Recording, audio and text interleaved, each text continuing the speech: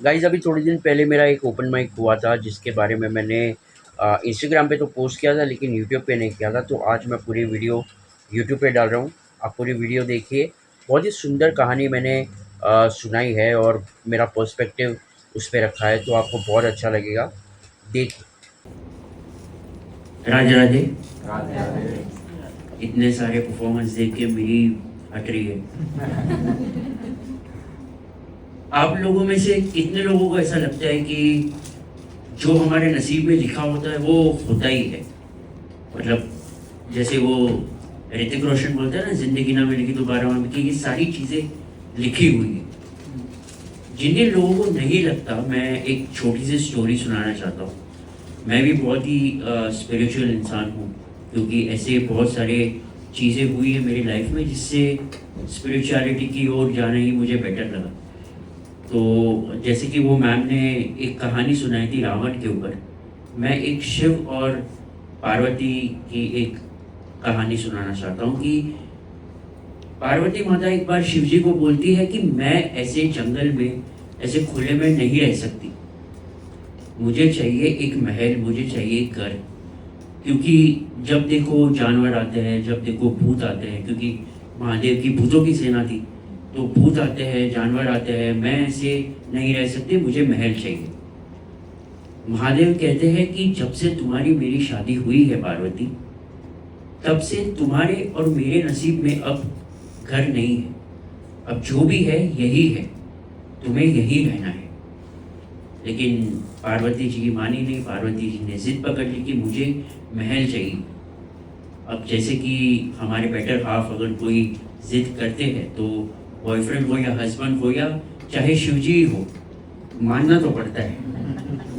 तो शिवजी मान गए। शिवजी ने बोला कि ठीक है, मैं तुम्हारे लिए महल बनाऊंगा। तो कैलाश पर्वत पे महादेव ने एक सोने का महल बनाया, और उस सोने के महल में बहुत सारी फैसिलिटीज थी, बहुत ही खूबसूरत महल बनाया महादेव ने। अब महल बना लिया तो गृह प्रवेश की पूजा तो होती है। तो उस टाइम के महान पंडित को गृह प्रवेश की पूजा के लिए बुलाया, और वो पंडित कौन थे? रावण। क्योंकि रावण में लाख बुराइयां थी, लेकिन रावण बहुत ही सुशिक्षित पंडित माने जाते थे उस टाइम के। तो रावण को बुलाया, रावण ने गृह प्रवेश की पूजा स्टार्ट की। पूजा में महादेव जी, पार्वती जी बैठी, पार्वती जी के घर वाले आए, सब लोग आए, देवी देवता आए। गृह प्रवेश की पूजा होने के बाद रावण ने बोला कि मेरी दक्षिणा का क्या? तो महादेव ने बोला कि तुम्हें क्या चाहिए बताओ। रावण ने बोला कि मुझे ये सोने का महल चाहिए।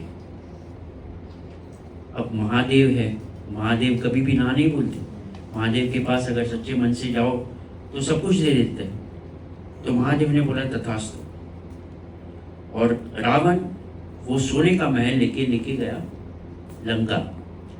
तब से हमें पता है कि रावण के पास जो सोने की लंका थी वो महादेव ने दी थी। तब महादेव ने पार्वती जी को बोला कि देखा, मैंने तुम्हें बोला था कि हमारे नसीब में घर नहीं है, लेकिन तुम मानी नहीं। अब जैसे ही आप हमारा गृह प्रवेश हुआ, महल चला गया। तो ये सुन के पार्वती जी बहुत ही क्रोधित हुई कि मैं उस रावण का वो जो लंका है वो मैं जला दूंगी। तब महादेव ने बोला कि समय आने दो, समय आएगा, सब सही हो जाएगा। समय गए, साल गए, युग गए, फिर गए हनुमान जी लंका सीता माता को ढूंढने। और हम सबको बताया कि हनुमान जी ने लंका में जाके क्या किया था। कहा जाता है कि हनुमान जी जो थे वो महादेव के अंश माने जाते हैं, महादेव के रूप। और जो हनुमान जी की पूंछ है उसमें पार्वती जी का वास है। और पार्वती जी ने क्या बोला था कि मैं पूरी लंका जला दूंगी।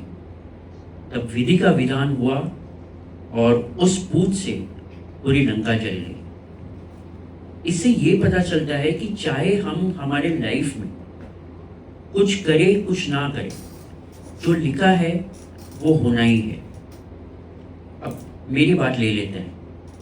मैं एक डायलिसिस पेशेंट हूँ, मुझे किडनी फेलियर है और पिछले 4 साल से मेरा डायलिसिस चल रहा है। और इन 4 सालों में बहुत सारे लोगों ने बहुत सारी चीज़ें आके मुझे बोली कि तुझे ये पूजा करनी चाहिए, तुझे वो करना चाहिए, तुझे ये डॉक्टर के पास जाना चाहिए। लेकिन जब तक हमारे लाइफ में जो भुगतना होता है, वो जब तक हमारा ख़त्म नहीं होता, तब तक हमें भुगतना ही पड़ता है।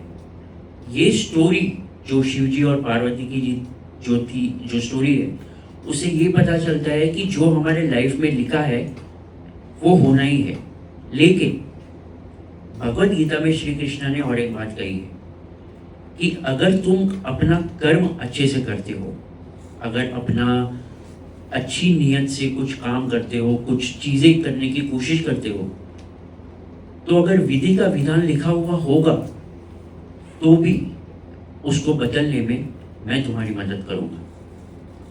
इसीलिए ये सारी चीज़ें करके, जैसे ओपन माइक्स करता हूँ मैं और बिज़नेस रन करने की कोशिश करता हूँ, ये सारी चीज़ें करके मैं मेरा जो विधि का विधान है, वो चेंज करने की कोशिश करता हूँ। और उसी चीज़ को लेके अगर हम गीता की बात को आगे ले जाते हैं और हमारे कर्म अच्छे से करते हैं, हमारी नीयत अच्छे रखते हैं, दूसरों के साथ गलत नहीं करते, तो महादेव भी वो विधि का विधान चेंज करने में हमारी मदद ज़रूर करते हैं। Thank you.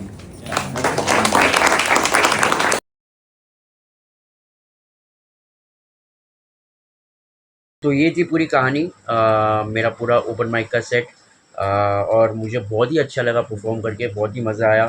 कुछ नया ट्राई किया, नया एक्सपीरियंस किया, लोगों को भी बहुत पसंद आया। एंड आई होप आप लोगों को भी पसंद आया होगा। मैं ऐसे ही बहुत सारी रॉ एंड अनफिल्टर्ड चीज़ें डालने की कोशिश करूँगा, हफ्ते में 2 बार on YouTube, that is on Tuesday and Saturday. And इसमें हम डायलिसिस के ऊपर, हेल्थ इश्यूज़ के ऊपर, मेंटल हेल्थ के ऊपर, मेरे बिज़नेस के ऊपर, मेरी लाइफ जर्नी के ऊपर, ओपन माइक्स के ऊपर, तो बहुत सारी बातें करेंगे, बहुत सारी चीज़ें मैं शेयर करूँगा। प्लीज़ सब्सक्राइब करिए एंड मेरे साथ इस जर्नी में जुड़िए, आपको बहुत मज़ा आएगा। तो मिलते हैं अगले वीडियो में, तब तक के लिए हरे कृष्णा, ओम नमः शिवाय।